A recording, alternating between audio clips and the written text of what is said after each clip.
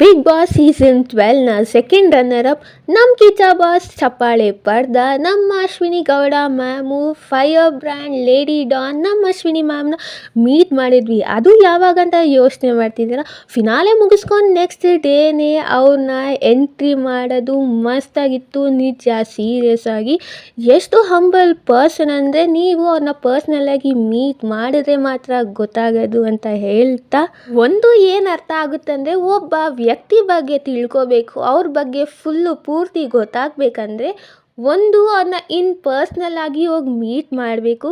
ಇಲ್ಲ ಅವ್ರ ಬಗ್ಗೆ ಗೊತ್ತಿಲ್ಲ ಅಂದರೆ ಮಾತೇ ಆಡಬೇಡ, ಯಾಕಂದರೆ ಅವ್ರ ವ್ಯಕ್ತಿತ್ವ ನಮಗೆ ಫುಲ್ಲು ಗೊತ್ತಿರಲ್ಲ. ಇದು ಹೆಂಗೆ ಅರ್ಥ ಆಗುತ್ತಂದರೆ ಅಶ್ವಿನಿ ಮ್ಯಾಮು ಸೀರಿಯಸ್ ಆಗಿ ಎಷ್ಟು ಹಂಬಲ್ ಅಂದರೆ ನೀವೇ ನೋಡ್ತೀರಾ. ಮುಂದಕ್ಕೆ ಅವ್ರು ಬಂದಾಗ ಎಷ್ಟು ಅಷ್ಟು ರಾತ್ರಿ ಎಷ್ಟು ಜನ ಹೋಗಿದ್ದು ನೋಡ್ತೀರಾ.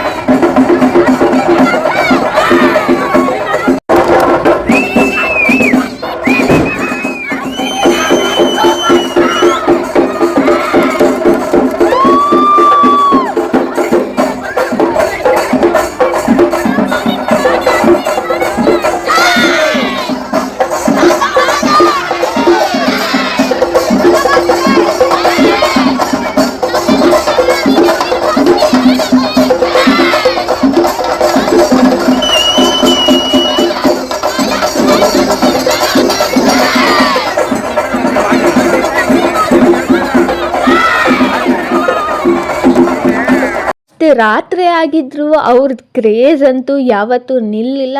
ಪ್ರತಿಯೊಂದು ಹೆಣ್ಣು ಮಕ್ಕಳಿಗೂ ಸ್ಫೂರ್ತಿನೇ ಇವರು.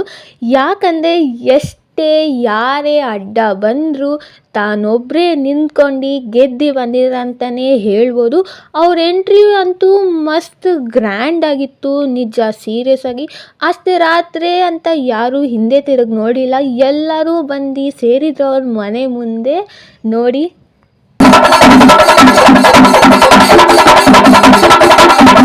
ಇನ್ನೊಂದು ನಿಜ ಹೇಳಬೇಕಂದ್ರೆ ಅವರು ನಮ್ಮ ಏರಿಯಾಗೆ ಎಂಟ್ರಿ ಕೊಟ್ಟಿದ್ದ ತಕ್ಷಣವೇ ಅವರು ಹೋಗಿತ್ತು ಎಲ್ಲಿ ಗೊತ್ತಾ, ನಮ್ಮ ಅಪ್ಪ ಬಾಸ್ಗೆ ಹಾರ ಹಾಕಿ ಅವ್ರಿಗೆ ಥ್ಯಾಂಕ್ಸ್ ಹೇಳಿ ಬಂದರು. ಅದಂತೂ ನಿಜ ಹಾರ್ಟಿಗೆ ಟಚ್ ಆಯಿತು. ಮಾತಾಡಿದ್ದು ಒಂದೊಂದು ಅಕ್ಷರದಲ್ಲೂ, ಅವ್ರು ಮಾತಾಡಿದ್ದು ಒಂದೊಂದು ಸೆಂಟೆನ್ಸಲ್ಲೂ ನಿಜ ಎಷ್ಟು ಅರ್ಥ ಆಯಿತು ಗೊತ್ತಾ. ಒಂಚೂರು ಅಹಂಕಾರ ಅಂತಲೇ ಇಲ್ದಿರೋ ವ್ಯಕ್ತಿ ಅಂತಲೇ ಹೇಳ್ಬೋದು. ಯಾಕಂದರೆ ಅವ್ರನ್ನ ಪರ್ಸ್ನಲ್ ಆಗಿ ಮೀಟ್ ಮಾಡಿದಾಗ ನಿಜ ಅದಂತೂ ಅರ್ಥ ಆಯಿತು. ಸೊ ನೋಡಿ, ಕೇಕ್ ಕಟ್ಟಿಂಗ್ ಟೈಮಲ್ಲಿ ಈ ಥರ ಇತ್ತು ಕೇಕು. ಆಮೇಲೆ ಕ್ರೌಡು ನಿಜ ಎಷ್ಟು ಕ್ರೌಡ್ ಇತ್ತಂತೆ ಕಂಟ್ರೋಲ್ ಮಾಡೋಕ್ಕೂ ಆಗಲಿಲ್ಲ, ಅಷ್ಟು ಕ್ರೌಡ್ ಇತ್ತು. ಅದು ನಮ್ಮ ಅಶ್ವಿನಿ ಮ್ಯಾಮ್ ಕ್ರೇಜು ಅಂತ ಹೇಳ್ತಾ ಒಂಥರ ಫ್ಯಾನ್ಗಳ ಮೂಮೆಂಟೇ ಆಗಿತ್ತು ನಿಜ ಅಂತ ಹೇಳ್ತಾ ಇವತ್ತಿನ ವಿಡಿಯೋ ಮುಗಿಸ್ತಿದ್ದೀನಿ. Tata bye see you. ಮತ್ತೆ ಸಿಗುವ ನನ್ನ ಮುಂದಿನ ವಿಡಿಯೋದಲ್ಲಿ. ಅಲ್ಲಿವರೆಗೂ ನನ್ನ ಸಪೋರ್ಟ್ ಮಾಡ್ತಾನೆ ಇರಿ.